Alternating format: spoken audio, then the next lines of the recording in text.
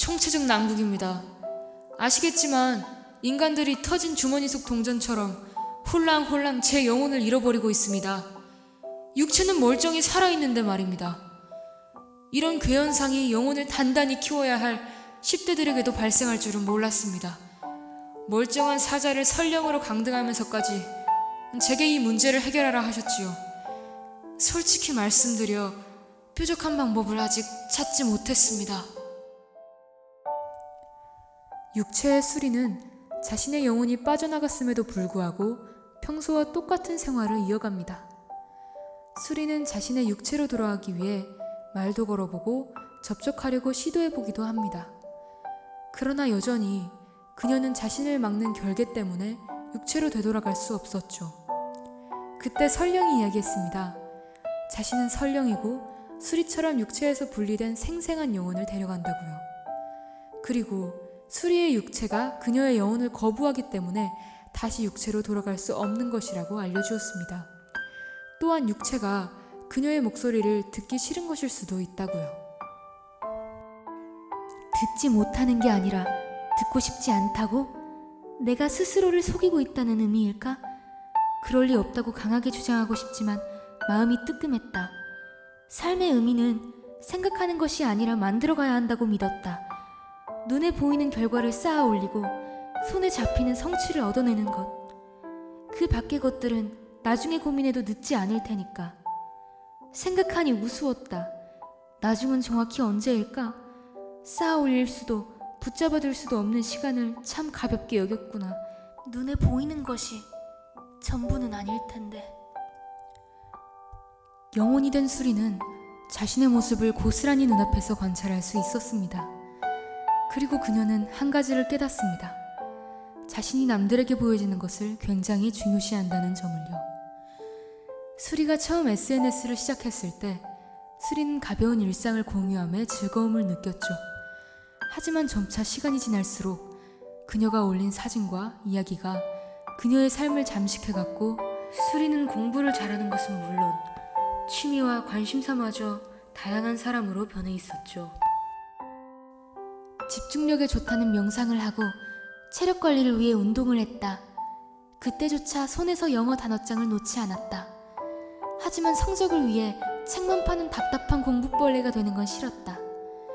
음악 앱 재생 목록에는 최신 K-팝이 가득했고 주말에는 신작 영화를 보러 갔다. 어떤 책이 사람들 입에 오르내리는지, 꼭 먹어봐야 할 맛집과 디저트 카페는 어딘지 줄줄이 꿰고 있었다. 안 꾸민 듯 꾸민 것이 진짜 매력이듯 소소한 일상을 자연스럽게 공유하지만 그 속에는 철저하게 계산된 설정과 연출이 존재했다. 덕분에 내 SNS에 최고의를 누르며 친구 신청을 하는 사람들이 점점 더 늘어났다. 상황이 이렇다 보니 친구들 사이에서 나는 엄마에게 절대 소개하고 싶지 않은 친구가 되었다. 그럴 때마다 아니라고 손살에 쳤지만 두려움과 질투 섞인 친구들의 눈빛을 즐긴 적도 많았다. 나는 커다란 날개로 그들보다 더 높은 곳을 날고 있다고 자부했다. 육체를 관찰하는 도중 수리는 육체가 수행평가로 인터넷 글을 짜집기에서 내려는 것을 보게 됩니다. 원래 수리라면 절대 하지 않은 일을 목격하자 수리는 육체로 돌아가야겠다고 다짐하게 되죠. 또한 엄마와 크리스마스 트리를 사러 갔을 때 육체는 엄마가 추천한 아름다운 소리가 나는 유리종 대신 아무 소리도 나지 않는, 대신 사진 찍을 때 잘 보일 만한 은종을 고집했습니다. 그 모습을 보고 신령이 말했죠.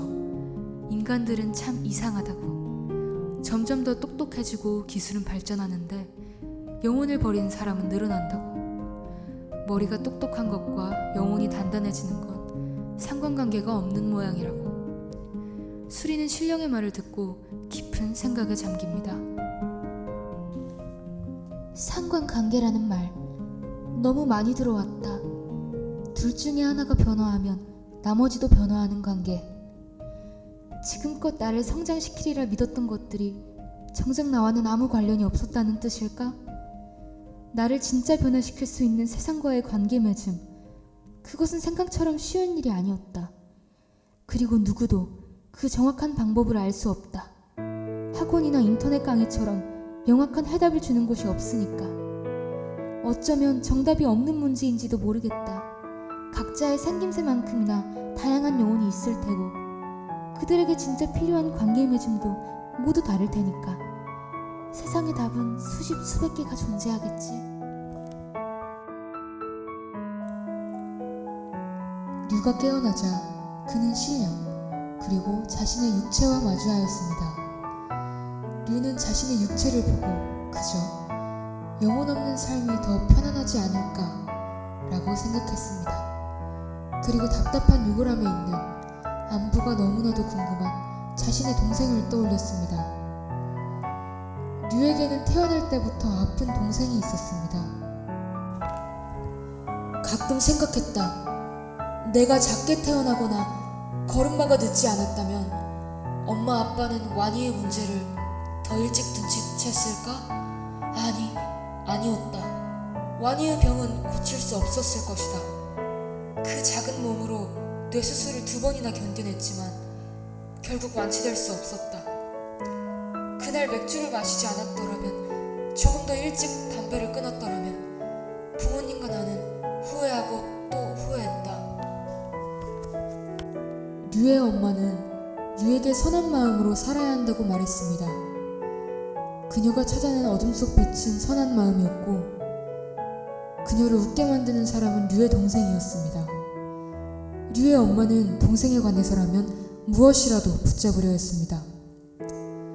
그러나 류에게는 엄마가 붙잡아야 할 것이 전혀 존재하지 않았죠. 류의 부모님은 아픈 동생 때문에 류에게 전혀 관심을 주지 않았습니다. 동생의 장례식 날 류는 조문객이 동생이 죽은 것이 나머지 가족에게 다행이라는 말을 하는 것을 듣게 됩니다. 그리고 류는 상을 엎어버립니다. 사고가 일어나자 류의 아빠는 류에게 집에 가 있으라고 합니다. 여기서 류는 큰 상실감을 느끼죠. 류는 아빠로부터 엄마는 와니 곁에 있어야 해서 집에 가지 않을 것이고 아빠는 와니와 엄마를 지키기 위해 남아야 한다는 말을 듣고 나서 가족에서의 자신의 정체성에 대해 깊은 고민에 빠지게 됩니다. 이런 모습과 다르게 류는 학교에서 착한 아이 그 자체였습니다. 친구들의 부탁을 거절하지 못하는 학생이었죠. 아픈 동생이 있다 보니 그는 일찍 철이 들었고 어린 나이에 최소한의 도움으로 삶을 살아갔습니다. 동생의 첫 기일날 류는 죽을 예쁜 그릇에 담고 장미 한 송이를 유리병에 꽂아 부모님과의 식사 자리를 만들었습니다. 그러나 자신에게 돌아온 답변은 왜 그날 장례식장에서 결례를 범했나였죠. 원망, 분노, 슬픔이 느껴진 그 순간 류가 벌떡 몸을 일으킴과 동시에 그의 영혼이 빠져나갔습니다. 부모님과의 관계를 되새기며 류는 할머니 댁에서의 이야기를 떠올립니다. 그날 밤 엄마와 할머니는 류는 이곳에 두고 동생만 엄마가 데려가겠다는 이야기를 하고 있었습니다. 그 이야기를 들어버린 류는 걱정 가득한 마음으로 잠을 청했지만 결국 그 다음날 엄마와 동생은 자신을 남겨두고 떠났습니다.